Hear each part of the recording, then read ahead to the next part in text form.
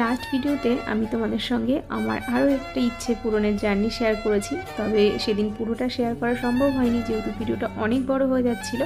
তো আজকে চলো তারই সেকেন্ড পার্ট তোমাদের সঙ্গে শেয়ার করি।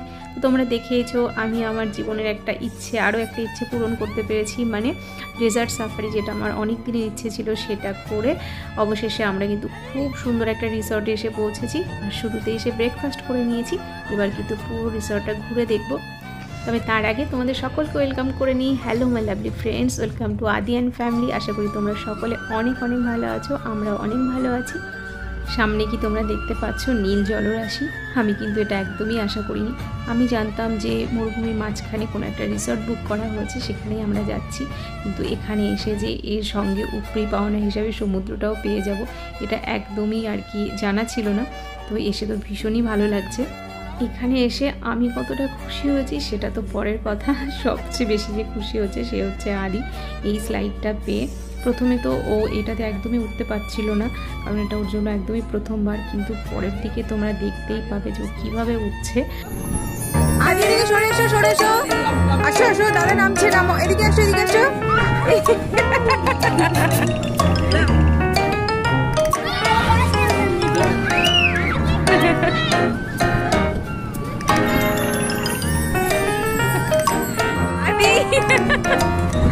ও নো, আস্তে লাগবে তো।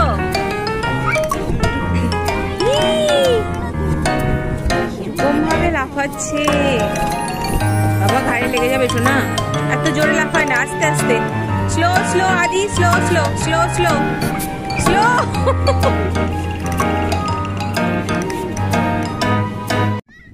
দেখলে ছেলের অবস্থা কিরম চিংড়ি মাছের মতো লাফাচ্ছে না? আমরা তো দেখে অবাক হয়ে গেছি, কি মজা পেয়েছে সেটা তো বলার বাইরে। আর এখানে কিন্তু ছেলের বাবাও মজা করছে, মানে ওখানে ওরা ভলিবল খেলছে। আর এই যে পাশে দেখতে পাচ্ছ কি উঁচু উঁচু মানে বালির টিলা রয়েছে, এগুলো কিন্তু অনেক উঁচু ছিল, অনেক উঁচু, ক্যামেরাতে অতটাও বোঝা যাচ্ছে না। আর এদিকে স্লাইডও ছিল বাচ্চাদের জন্য, আর কি সমস্ত রকম ব্যবস্থা এখানে রয়েছে, যেহেতু রিসর্ট এটা, তো সেই কারণে বাচ্চাদের এন্টারটেনমেন্টেরও মানে অনেক ব্যবস্থা রয়েছে। সঙ্গে বড়রাও তো এখানে ভলিবল খেলছে, আর সমুদ্র তো রয়েছে উপরি পাওনা। কি সুন্দর উঠছে।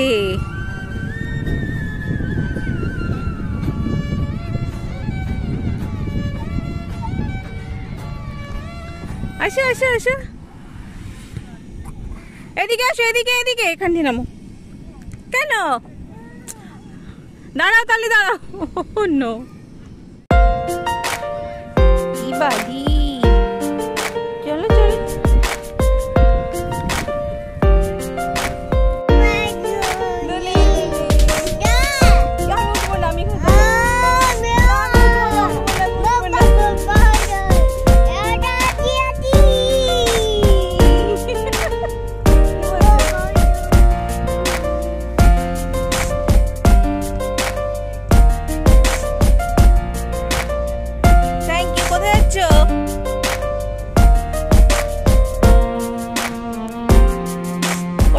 তুমি মামা কোথায় যাচ্ছ?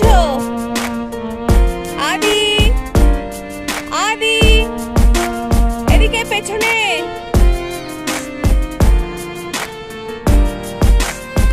একটু একাই চলছে, কোথায় একা একাই কোথায় যাচ্ছে কি জানে। ছেলেটা একদম আলাদা লেভেলের। ওঠা যাবে না মাম্মা, ওঠা যাবে না, চলে আসো।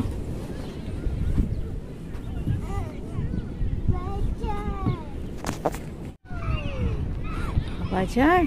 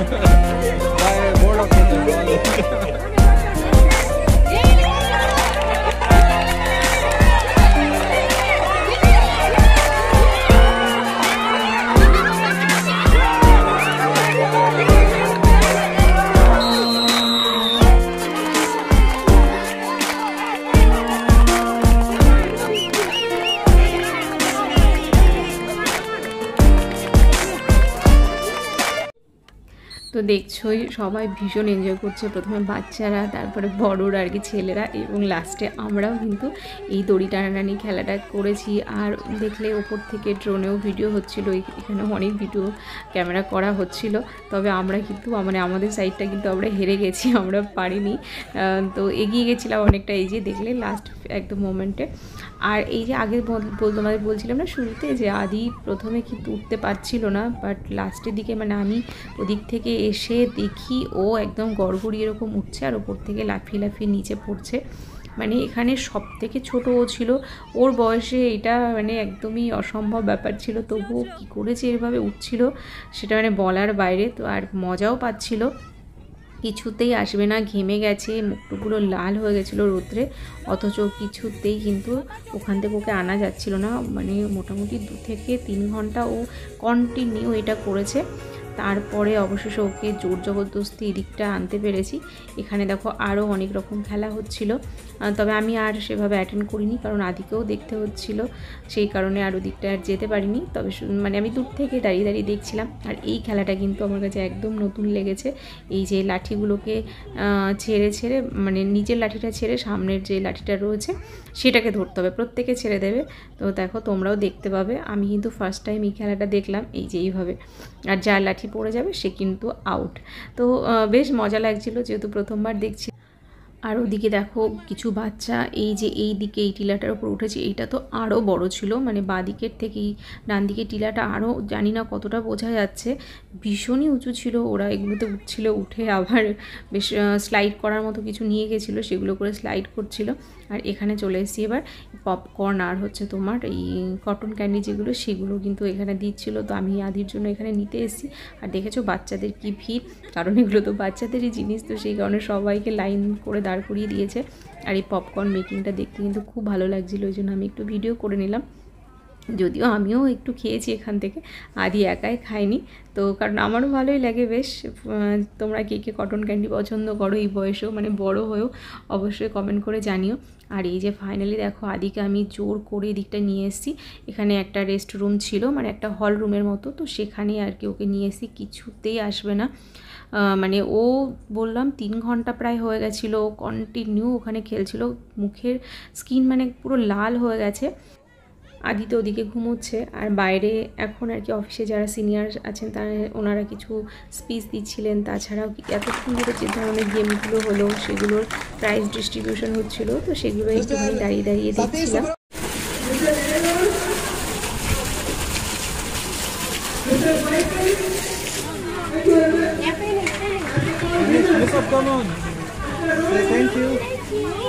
আর এখানে একজন ট্যাটু আর্টিস্ট ছিলেন, যিনি এরকম বাচ্চাদের মুখের মধ্যে ট্যাটু করে দিচ্ছিলেন, আর বাচ্চারাও কিন্তু খুব খুশি হয়ে এগুলো করাচ্ছিল।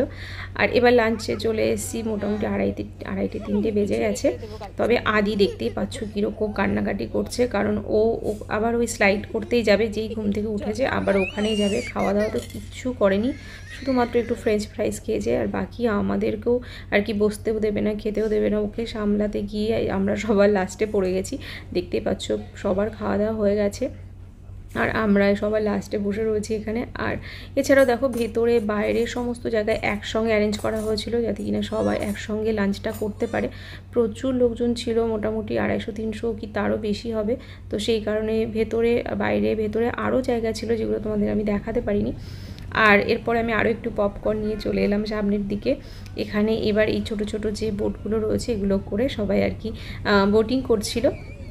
আমি সঙ্গে করে জামা কাপড় এক্সট্রা নিয়ে যাইনি, না হলে আমিও জলে নামতে পারতাম। অনেকেই জলে নেমেছে, আমিও রিগ্রেট করছিলাম যে যদি জামা কাপড় নিয়ে যেতাম বেশ ভালো হতো, একটু হলেও জলে নামতে পারতাম, কিন্তু কি আর করার। আর এখন মোটামুটি ওই 3:30-4টে বেজে গেছে বিকেলবেলা। এখন সূর্যের তাপটাও বেশ অনেকটা কমে এসছে, আর এবার বাড়ি ফেরার পালা। সারাটা দিন খুব ভালো কাটলো।